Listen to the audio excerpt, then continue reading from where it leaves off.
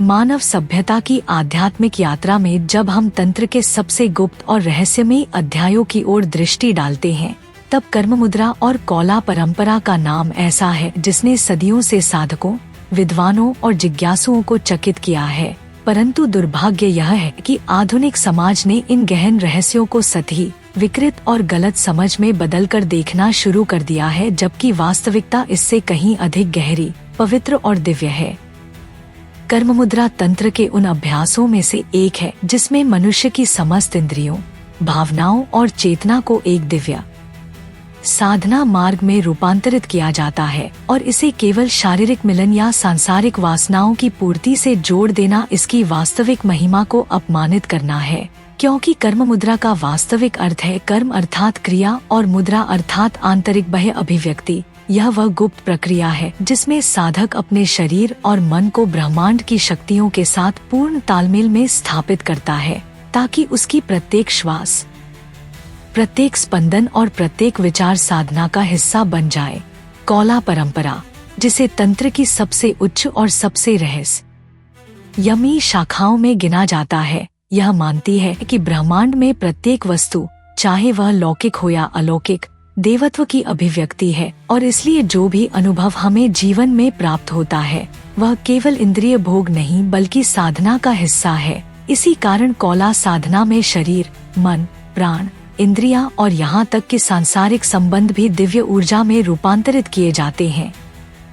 प्राचीन ग्रंथों में वर्णन आता है कि कर्म मुद्रा साधक केवल बाहरी क्रिया में नहीं उलझता, बल्कि वह अपनी ऊर्जा को जागृत करके, चक्रों को सक्रिय करके और कुंडलिनी शक्ति को ऊपर उठाकर उस दिव्य मिलन की अवस्था तक पहुंचता है जिसे महामुद्रा कहा गया है, जहां साधक को न तो शरीर का बंधन रह जाता है और न ही मन की सीमाएं। वहां केवल ब्रह्मांड और साधक का अद्वैत शेष रह जाता है। कौला रहस्य भी इसी दिशा में संकेत करते हैं कि साधना का मार्ग केवल व्रत, उपवास या त्याग नहीं बल्कि संपूर्ण जीवन को साधना में परिवर्तित करना है, जहां स्वाद, गंध, स्पर्श, ध्वनि और रूप तक साधना का हिस्सा बन जाते हैं। और यही कारण है कि कौला साधक समाज की दृष्टि में अक्सर विचित्र और रहस्यमय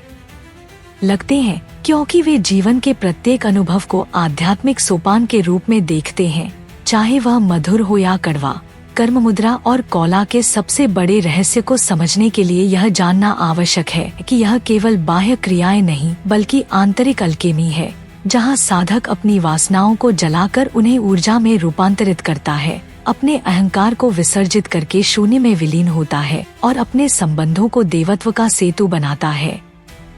यही कारण है कि गुरु बिना शिष्य की पात्रता परखे कभी इन रहस्यों को नहीं बताते, क्योंकि यह वह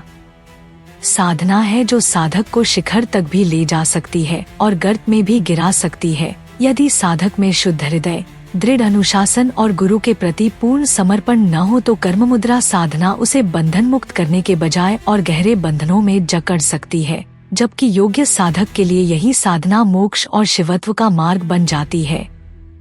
कौला परंपरा में कहा गया है कि शिव और शक्ति का मिलन ही सर्वोच्च सत्य है और साधक को अपने भीतर इस मिलन का अनुभव तभी मिलता है जब वह प्रत्येक क्षण को साधना बना ले, भोजन करना ध्यान बन जाए, श्वास लेना जब बन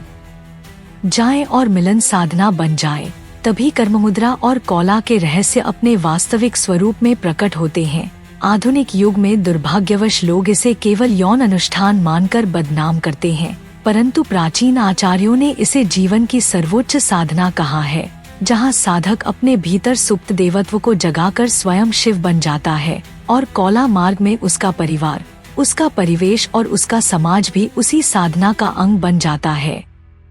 यह सत्य है कि कर्म मुद्रा और कौला साधना आसान मार्ग नहीं है। यह वह पथ है जहां साधक को अपने भीतर छिपे अंधकार से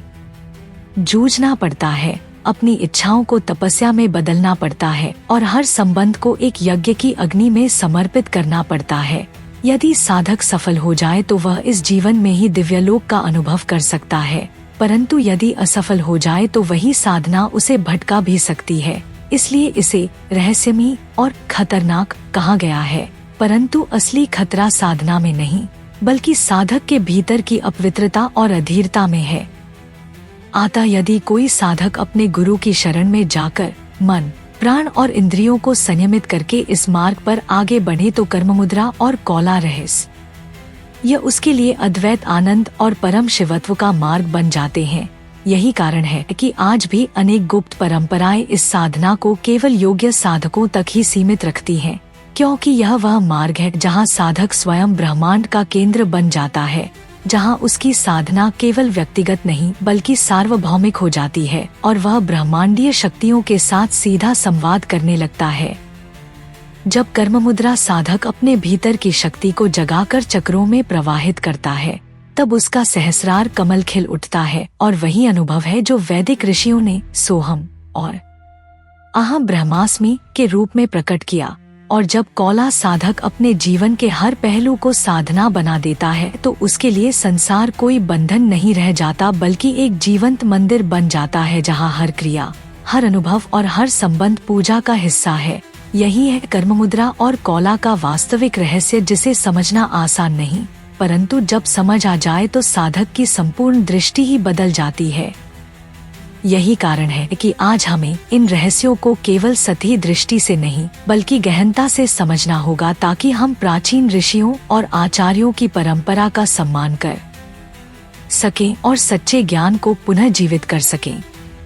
अगर आपको यह गुप्त और रहस्यमयी व्याख्या पसंद आई हो तो इस वीडियो को जरूर लाइक करें, अपने दोस्तों और साधना में रुचि रखने वालों के साथ शेयर करें और चैनल को सब्सक्राइब करें, ताकि हम आपके लिए और भी प्राचीन तंत्र और आध्यात्मिक रहस्यों को लेकर आए।